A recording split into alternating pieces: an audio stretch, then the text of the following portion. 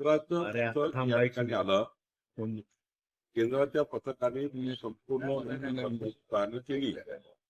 तर राज्याचे आणि केंद्राचे त्या ठिकाणी सर्वेक्षणाचे एकत्रितपणे मग ते केंद्राचे अंतिम केंद्राला जी मदत करायची आहे याकरता जातात आणि मला वाटतं मग आपलं केंद्र सरकार त्याला मदत देतं.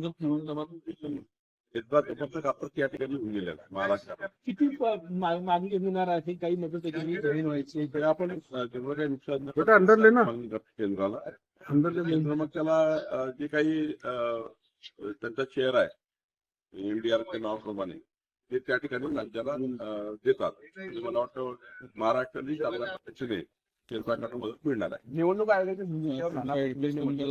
संविधानाच्या 243 अंतर्गत राज्य निवडणूक आयोग महाराष्ट्र निवडणूक आणावा आणि बरोबर आहे ना.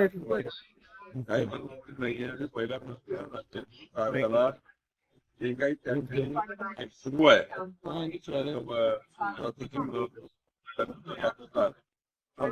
त्या ठिकाणी संवाद आहे आणि अशा ठिकाणी आयोगाला चार पत्रे पडलेली आहे की या नियमांमध्ये करता येतात नाही. निवडणूक ढकलू नका.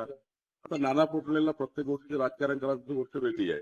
आम्ही सर्वच लोक संतप्त आहोत. आम्ही सर्वच लोक त्या ठिकाणी राज्य निवडणूक आयोगाच्या भूमिकेशी असहमत आहोत आणि आम्ही स्पष्टपणे भूमिका मांडली आहे.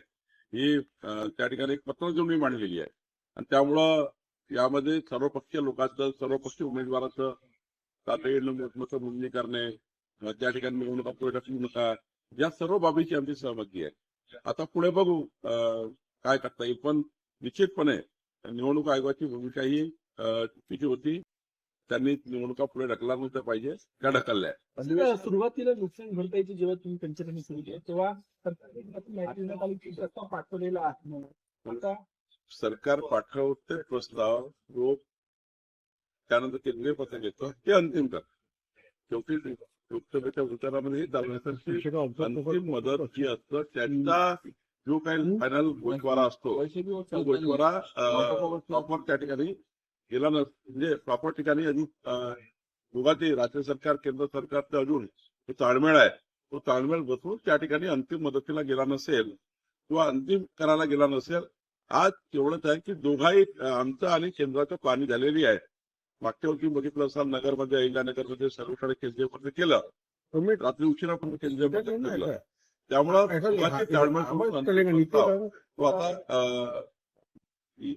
मदती करता जाईल. आमची मदत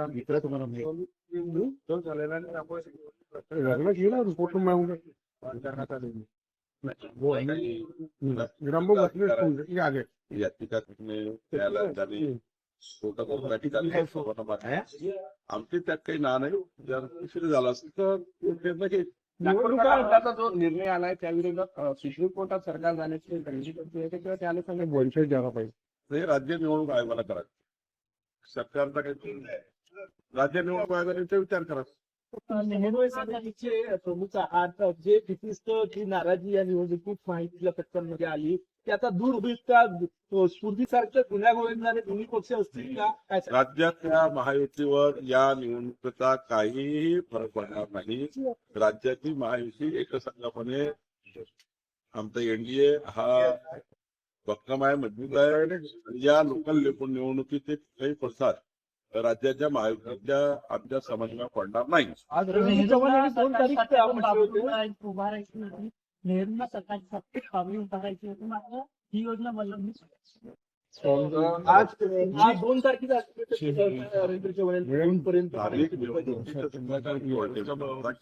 महायुती टिकवायची नाही टिकवायची स्थानिक निवडणुकीचा स्थानिक निवडणुकीला महायुती राहील की नाही राहील 2 तारखेला निर्णय घेऊ. म्हणजे तिथे लोकल महायुती पुन्हा मेंटेन करायची की नाही त्या नगरपालिकेत त्या नगरपंचायतमध्ये त्याबद्दलचा संदर्भ होता. राज्याच्या महायुतीचा काही संबंध नाही. आज अधिवेशनाचा कालावधी आहे सल्ला कामगार काय वाटतं? 2 आठवडे अधिवेशन चालावं अशी 2 आठवडे राहतात साधारणतः. काही मागणी 3 आठवडे आहे पण 2 आठवडे साधारणतः कार्यक्रम तयार होतो. मला वाटतं आज अंतिम होईल. महिला आयएस अधिकारी त्यांनी अनेक लोकांची फसवणूक केली त्यावर चौकशी करून कारवाई